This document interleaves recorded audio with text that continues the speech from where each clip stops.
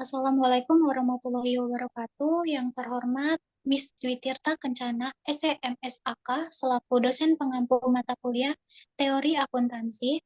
Sebelumnya, izinkan kelompok saya untuk memperkenalkan diri. Saya Tessa Oktavana Panjaitan sebagai moderator dan anggota saya Ayu Soleha, Brian Jonathan Bakara, Ferry Irawan, Inawati, Cornelia Devi, M. Akbar Kurniawan, Seprilia Eka Putri, Steve Ebenezer Karundeng.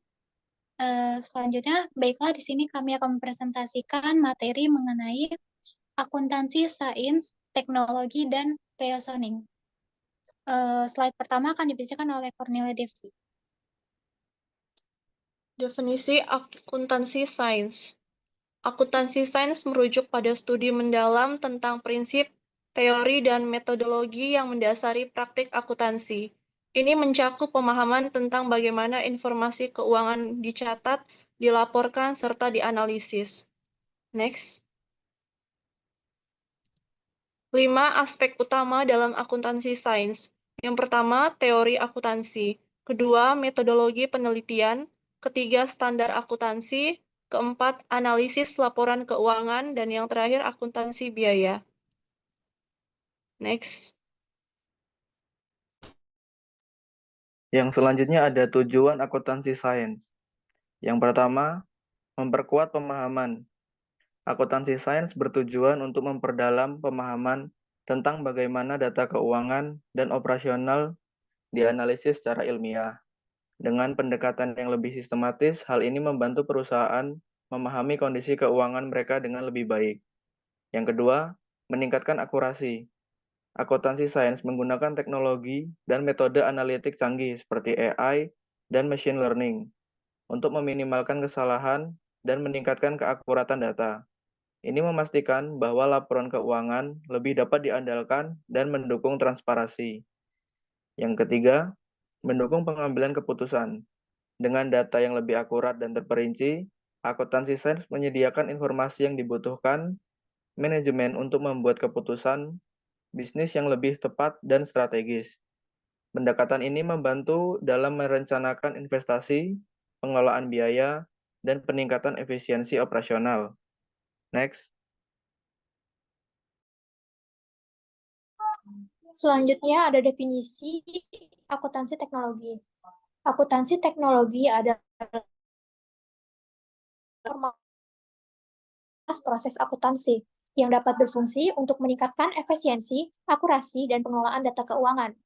Melalui beberapa software akuntansi seperti sistem otomatisasi dan teknologi cloud, maka proses pencatatan transaksi dapat menjadi lebih mudah dan cepat.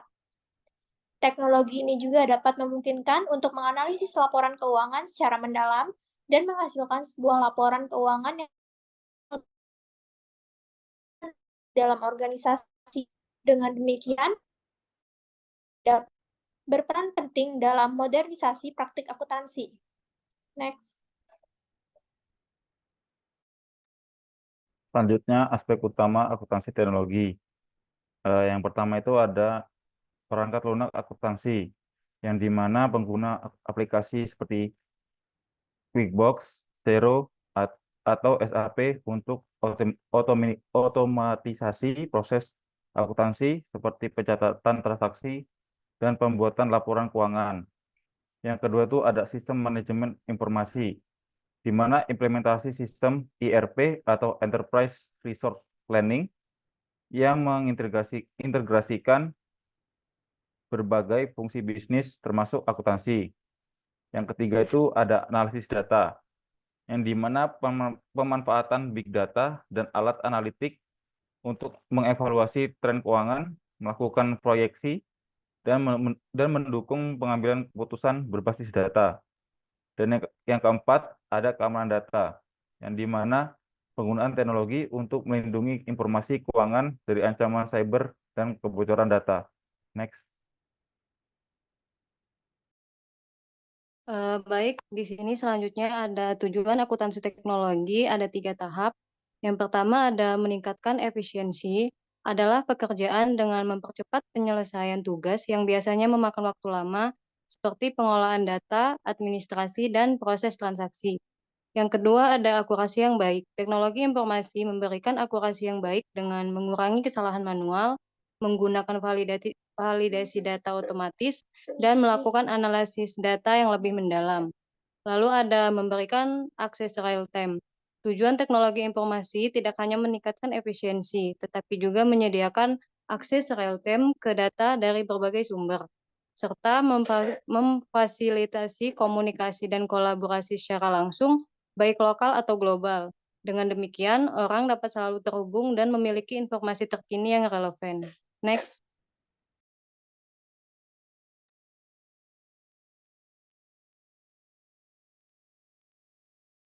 Definisi reasoning. Reasoning itu adalah kemampuan kognitif yang melibatkan proses berpikir itu secara sistematis.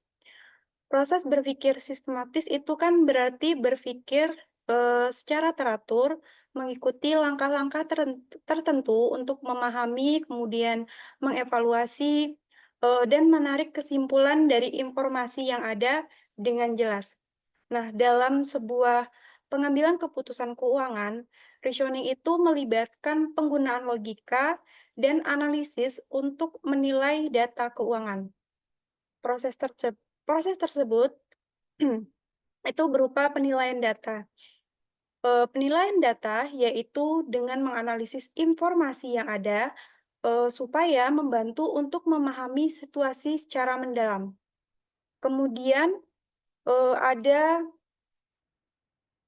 potensi risiko kerugian, yaitu masalah yang mungkin muncul dari keputusan.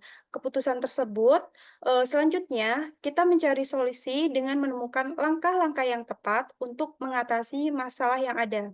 Dan yang terakhir, mengevaluasi, yaitu dengan mengevaluasi semua pilihan yang sudah ada. Jadi di sini setelah kita menemukan solusi tersebut, opsi pilihan tersebut, kita melihat mana yang paling efektif dan sesuai. Nah, dengan begitu keputusan yang diambil itu bisa lebih akurat dan tepat.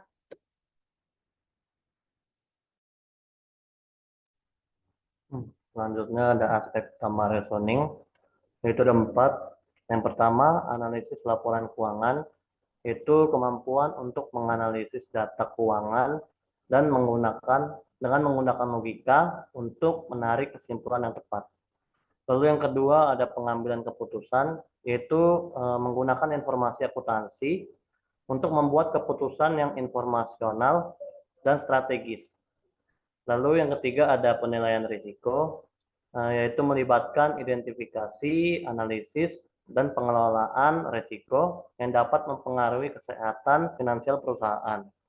Lalu yang keempat ada evaluasi kinerja, yaitu melibatkan pengukuran dan analisis sejauh mana perusahaan mencapai tujuannya dan beroperasi secara efisien. Next. Selanjutnya, tujuan reasoning dalam akuntansi. Yang pertama, pengambilan keputusan yang lebih baik. Reasoning dalam akuntansi membantu manajer dan pemangku kepentingan untuk membuat keputusan yang lebih baik berdasarkan data keuangan yang akurat. Ini melibatkan pemahaman tentang implikasi dari berbagai pilihan serta dampaknya terhadap kinerja perusahaan. Yang kedua, analisis yang kritis. Tujuan ini berfokus pada kemampuan untuk mengevaluasi informasi yang dengan cermat dan mempertanyakan asumsi yang ada. Analisis yang kritis memungkinkan akuntan untuk mengidentifikasi risiko, peluang, dan potensi kesalahan dalam laporan keuangan, sehingga meningkatkan kualitas informasi yang digunakan untuk pengambilan keputusan. Next. Hubungan antara akuntansi sains, teknologi, dan reasoning. Akuntansi memanfaatkan sains untuk menyediakan metode analisis yang berbasis data dan penelitian. Sementara teknologi berperan dalam mempermudah proses akuntansi melalui perangkat lunak dan sistem otomatis. Dan reasoning diperlukan untuk mengevaluasi hasil analisis dan data yang diperoleh, sehingga akuntan dapat membuat keputusan yang tepat.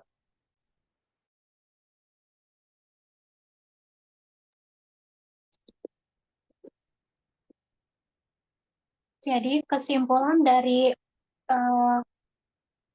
penjelasan kami semua, akuntansi sains memberikan landasan teoritis, dan metodologis untuk memahami dan menganalisis data keuangan secara mendalam.